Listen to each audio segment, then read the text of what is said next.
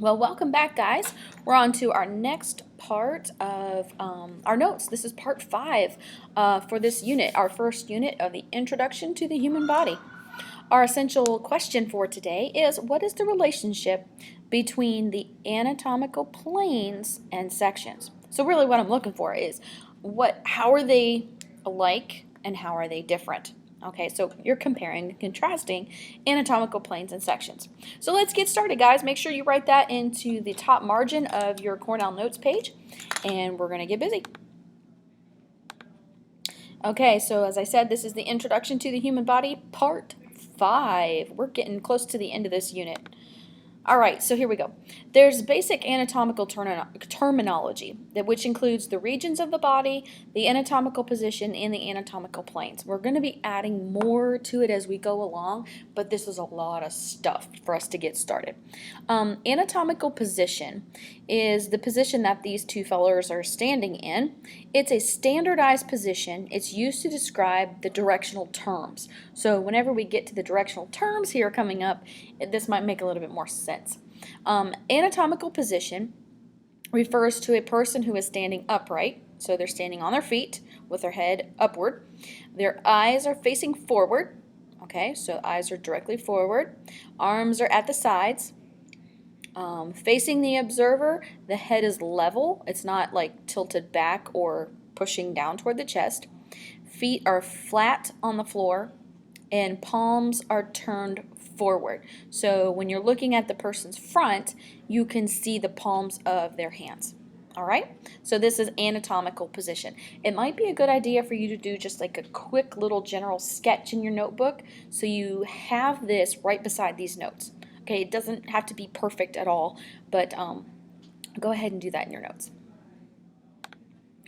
All right, next part of this position would be prone position and supine position. I guess I should have switched these. They're in opposite order. Prone position is whenever a person is lying on his or her stomach, or they're lying face down. A supine position is whenever a person is lying on their back or lying face up. Okay? Common regional names. This is an example of the abdominal pelvic regions. These regional names come from Greek or Latin root words, and like we mentioned the other day, we talked about etymology and where words come from, what's their origin. So most of these regions in the body, and actually a lot of anatomical terms, come from Greek or Latin roots. Okay, so for example, epigastric region. Epi and gastric refers to the different part of the body, and epi refers to that particular location. We'll be learning more about this when we apply this, but I wanted you to see these pictures so you have them in your mind a little bit. There are 9 abdominal pelvic regions, and there are, well, the abdominal pelvic quadrants. People in the medical field would talk about this. If there's a patient who's experiencing acute pain in the upper left quadrant, they would be concerned about the stomach and the spleen. Okay? Okay, so abdominal planes and sections. Really pay close attention to this. This is what your essential question is all about, right? Okay, an abdominal plane, or a plane, or anatomical, sorry, a plane in the anatomy is an imaginary flat surface that passes through the body. Okay, so this is a plane. This purpley blue one is a plane, and this green one is a plane. They're all different planes. They're imaginary flat surfaces. All right. A section is one of the two surface pieces, or the pieces that result when a body is cut by a plane passing through it. Okay, so if you look at this red plane here, we have a piece over here, and we have a piece over on the other side. All right. Now, there are several different types of planes that we have. We have the sagittal plane, which is a division of the body or an organ into left and right sides. And you could have a mid-sagittal plane or a parasagittal plane. The mid-sagittal plane produces equal halves. So this example here, this is actually a mid-sagittal plane. that is given to us right here. A parasagittal plane, again, would be a plane that divides the individual into right and left sides, but it would give you unequal halves. So it might be one that's drawn like over here by the shoulder or something all the way down. Okay? All right, here are some more planes. The frontal or coronal plane divides the body or the organ into front and back portions. Okay? The coronal plane, see that? Right there's the front, and the back would be on the other side of that plane.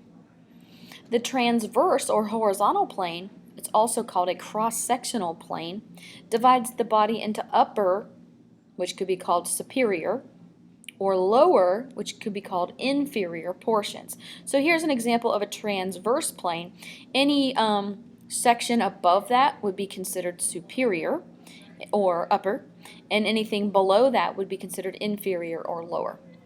Okay, and an oblique plane, which I don't have on here, an oblique plane would be a combination of two other planes. And if you've ever heard of your oblique abdominal muscles, it would be some kind of like a diagonal plane that would go through the body, would dissect or bisect the body. Okay? Okay, and here are some major directional terms. We're going to use these frequently, all right? We have dorsal or posterior or posterior, which means the back of the organ or the body. An example is the brain is posterior to the forehead, or it's going to be dorsal to the forehead, your brain is. So if you are picturing yourself, your brain is encapsulated inside your skull.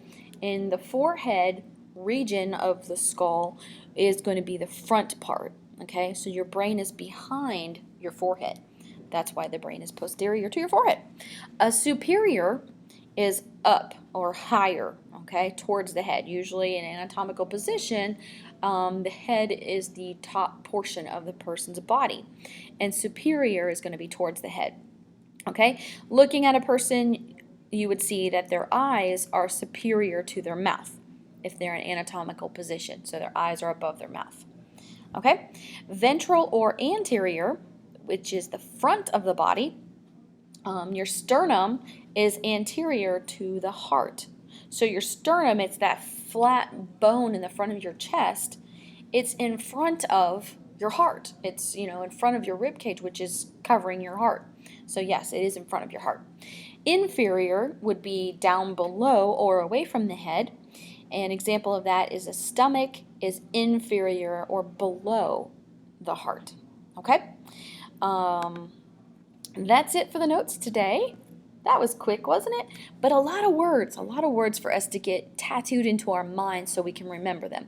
We're going to be applying them as we draw some pictures and do some labeling and some coloring. So take your time with it. Make sure your notes look great. Highlight those key terms. Add your questions over in the margin, or maybe some possible test ideas that maybe you think that it's going to be called upon you to remember. And then make sure you summarize your notes. Go back and answer that essential question, and I will see you in class.